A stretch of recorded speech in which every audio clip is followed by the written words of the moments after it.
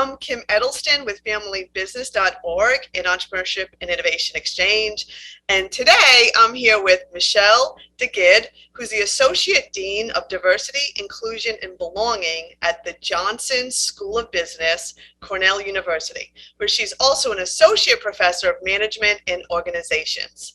While she is instrumental in helping to make Cornell a more diverse and inclusive organization, she is also an acclaimed diversity research scholar. So Michelle is the perfect expert to offer us advice since she understands how to put the latest research on diversity and inclusion into practice. Thank you for being with me, Michelle. Thank you for that lovely intro, Kim. It's my great pleasure to be with you. So diversity and inclusion are topics on the minds of many family business leaders today. What does it mean to be a diverse and inclusive organization? Diversity and inclusion are different. I think sometimes people use them interchangeably. Diversity refers to the traits and characteristics that make people unique, whereas inclusion refers to the behaviors and social norms that ensure people feel welcome. Diversity is about counting the numbers, and inclusion is about making those numbers count. So what are some of those benefits to an organization? People are our most valuable asset. It is finding the best people. Second is being more attuned and in touch with your customer base. And the one that people also talk about probably the most is this idea of diversity impacting better decision-making in organizations, more creativity, more innovation. And there's research that bears this out. But people usually think it's the diverse person who brings in all these new ideas and so on. And that does happen. But what the research also shows is that having diversity just makes everyone more creative. Awesome. So what can a family business do to create a workplace that's more inclusive and welcoming to all? Now, when we think about diversity and inclusion, it really needs to be woven throughout the business.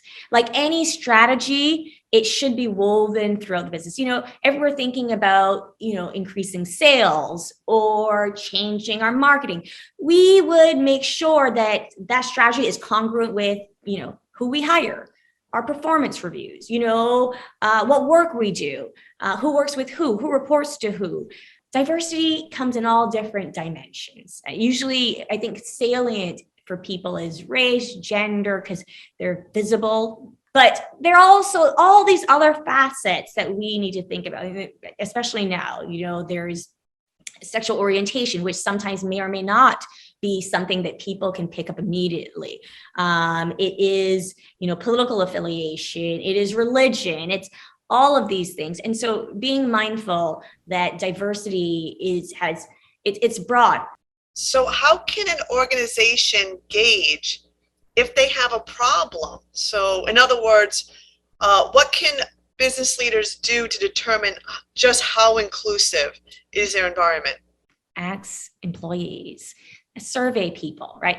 But you need to be smart about this. You can imagine if it's a very small business, just asking people to fill out a survey where they think that they can be identified, you may not get the most honest answers. So being creative about anonymous feedback or having someone collect the feedback that they know people will trust and be open with, because that's of course what you want. If you are trying to figure out if your environment or climate is inclusive, you really want honest feedback, because you can imagine the least inclusive environments are the ones that people will probably not want to give accurate, honest feedback. And I assume there must be signals that you might have a problem. Turnover is a big one. And frankly, if it is that there's certain groups that aren't progressing in terms of promotions, in terms of climbing the ladder, in terms of hitting those marks, poor performance reviews, that may be an indicator of lack of engagement And we know from research that inclusion is tied to lack of engagement. People can continue a job being not engaged, which isn't helpful for them or the organization. Oh, nice. So it sounds like a lot of family business leaders and entrepreneurs who are thinking, are we diverse? Are we inclusive? The first thing to do is just, what's your employee base like? Are you dealing with turnover, employee morale issues, and so forth? Nice. And then they can find ways through the focus groups or surveys to actually get at it, and then hopefully make some changes. It is hard work, right? But even if you're starting out, I think it's important to concentrate on those small wins, starting somewhere. Not being, when you think of it, it can become daunting, but a good start, something concrete, and then building on that, I think is important. So you're kind of suggesting as businesses work to be more inclusive, there are bound to be some mistakes. What do you advise if, a leader of a business or manager, anybody, an employee, what do you advise if they make a mistake? The key thing to do when you have a misstep is admitting your misstep, saying that you did the wrong thing, apologizing. But here's the thing, Kim, we've all heard stories of these not so great apologies, right? Things like, I'm sorry if you were offended. Kim, I'm sorry you took it that way. I didn't know you were so sensitive, right? All of those things. I'm sorry. I didn't think that would hurt your feelings, right? Those tend to have a tinge of blame for people. Although we say we're sorry, it's like, oh, it might be you, not me, but I'm sorry. I tell people, in an apology, saying you're sorry. I'm sorry. I've done harm. I've messed up. I'm going to do better. And I'm committed to learning. And on the other side of this, we also need to, on both sides, we need some empathy and some grace. If people are trying and they do have a misstep and it's a clear misstep versus something malicious, or maybe giving some grace and not canceling them immediately, right? So that they do feel like they can extend themselves and try to engage in what sometimes can be scary waters. I think a big part of people not wanting to talk or engage in diversity, inclusion, belonging types of issues is because they're scared of doing the wrong thing or saying the wrong thing. And that's legitimate. Oh, I love that. That's excellent advice, Michelle. Really excellent advice. I think we can all learn something from that. And you really encourage people to try. Using those experiences and not to shut down and never engage again, but being willing to grow and learn, I think is important. But also, like I said, having other people be open to you growing and learning, I think it's a two-way street. Nice. So any final pieces of advice?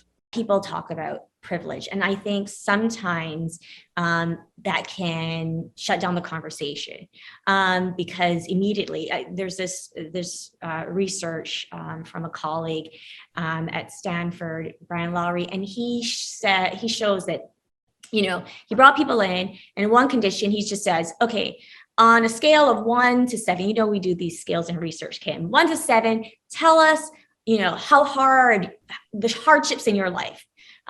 You've had many hardships, agree, disagree, 1 to 7. And then in the second condition, and these were all white participants, said, before you answer that question about, how many hardships, or do you agree that there have been a lot of hardships in your life?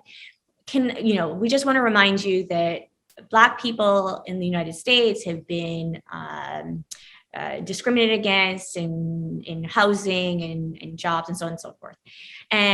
But now answer the question. The more they reminded people that Black people had hardships, people are like, well, I've had hardships too, right? So they actually reported more hardships when reminded of other people's hardships. And it's not surprising when you think about the psychological processes, right? As humans, we self-protect. We don't want to see ourselves as being advantaged by privilege or anything like that. I remember someone said to me I had privilege, and my hackles went up. I was like, privilege? Wait a minute. I'm a woman, I'm a minority, I'm an immigrant. I came with all of my bona fides.